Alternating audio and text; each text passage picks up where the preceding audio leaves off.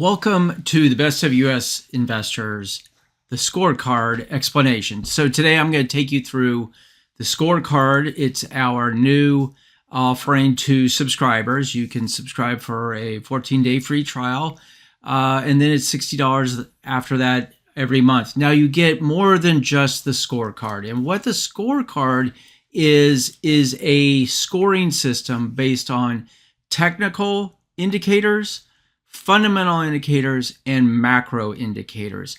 And then it weights the three different areas and then gives you an overall score. So let me take you through the Scorecard and how this can be a really beneficial tool for you when it comes to your investing, your research, and gives you a jump start of where a stock is presently standing, both technically, fundamentally, and in the macro environment. So when you log in to Best of U.S. Investors, you're brought to the Platinum Channel menu, and you get everything from Discord login and invite. If you're a new member, you hit the Discord invite, and you will then be asked to provide your some information, and then eventually you'll very soon get an approval.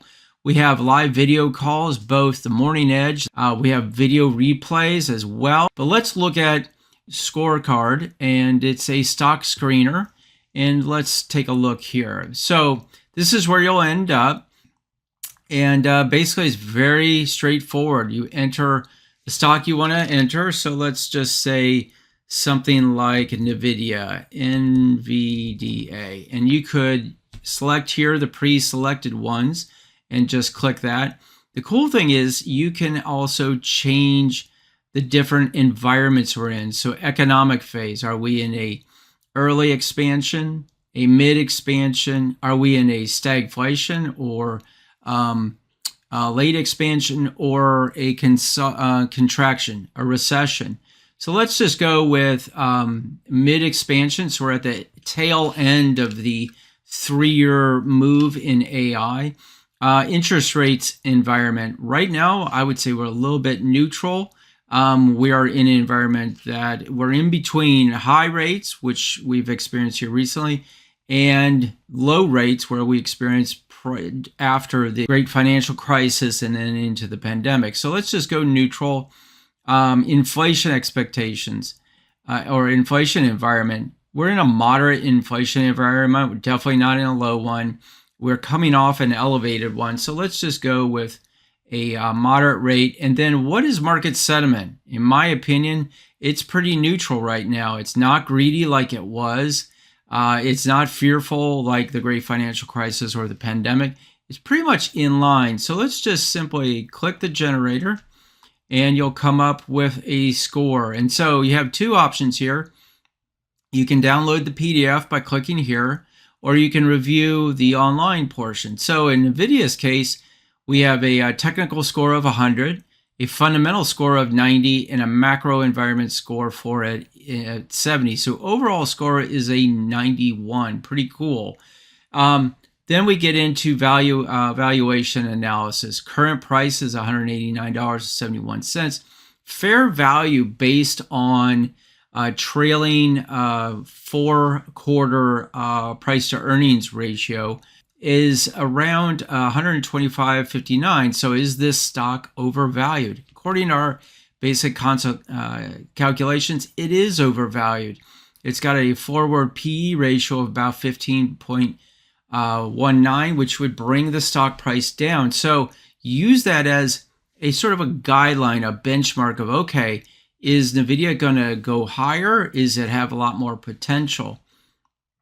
We then get in price predictions, 3 months, 6 month, 1 year, 2 year, and 3 years. And we have bear base case and bull case. And so you can get an idea in the next 3 months from a base case, we should probably see $198.59 target in the next 3 months. As you can see, 6 months, 207. We go out a year, we're looking at $227 base case. Worst case, 185. Best case or bull case, you're at 265. So we give you a range, and this is based on probability algorithm that we have created here at Best of U.S. Investors. Technical score, we look at just basic moving averages, 15, 62, and the 200 and the RSI. Why the 15, you may ask, or the 62? Well, 15 front runs the 20, and we want to be ahead of the curve when it comes to where a stock price is going. 62, that is a basically 3-month period or a quarter, 62 trading days in a quarter. And then you have your 200-day moving average. We often refer to it as the Tudor-Jones 200. And so this gives you, is the stock price above the 15, the 62, and the 200? And the answer is yes, you get a score there. And the RSI, relative strength, we want to see it above 50. And if it has a score above 50, it gets a full 25 points overall. So technically, very straightforward. We're looking at what direction is this stock going? Is it going down? Is it going up? Is it above the 200, which is baseline? Is it above the 62, which is our intermediate trend line? And is it above the trade trend line?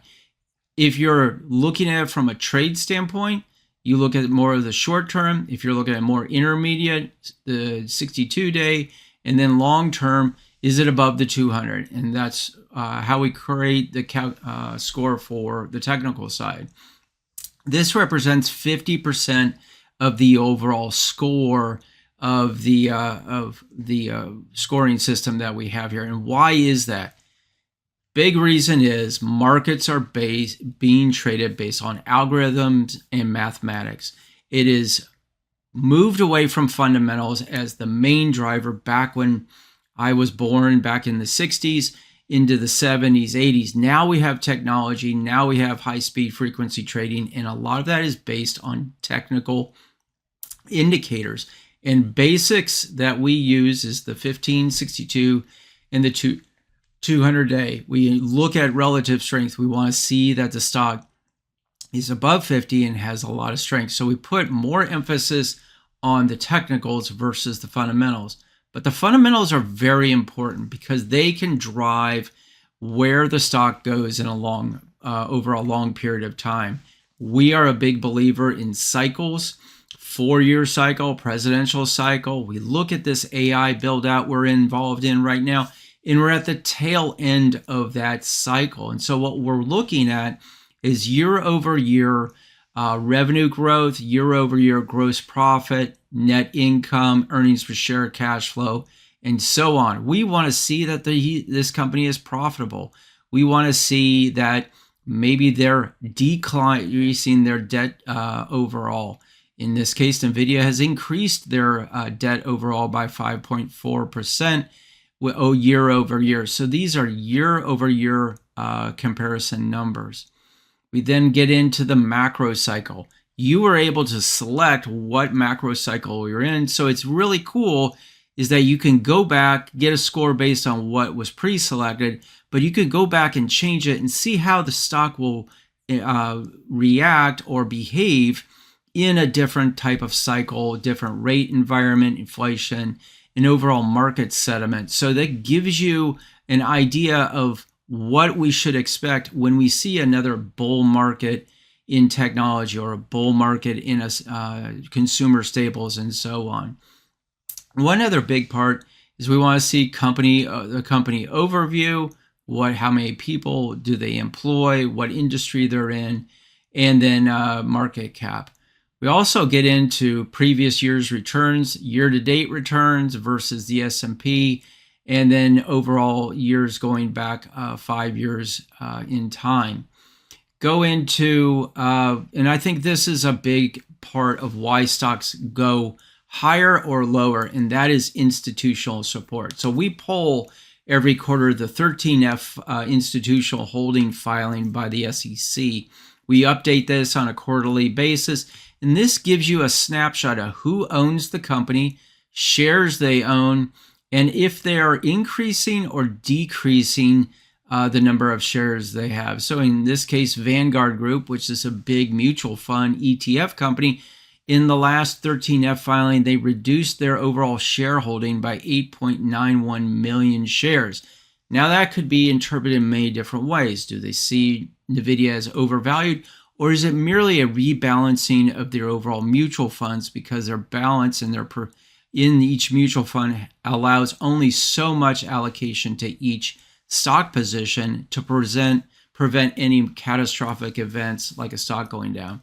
Whereas BlackRock here, you see one of their divisions increased their shareholding by 19.47 million shares. That's an enormous amount, but it gives you an idea overall what these companies, institutional companies, are doing. We then provide a 1-year chart with, it includes the 15, the 62, and the 200, as well as a 5-year chart as well. Overall, very simple to use. If you want a PDF version, you just click the download and it brings up a PDF version of the report that you can print off if you cared to and study for later. This is a great, straightforward tool that can help you bridge the gap and speed up your due diligence process. So there you have it, the best of U.S. investors, the scorecard. This can be a real helpful tool when you're doing deep dive research to get you started, bridge the gap, understand where a stock is technically, fundamentally, and how it's behaving in the macro environment.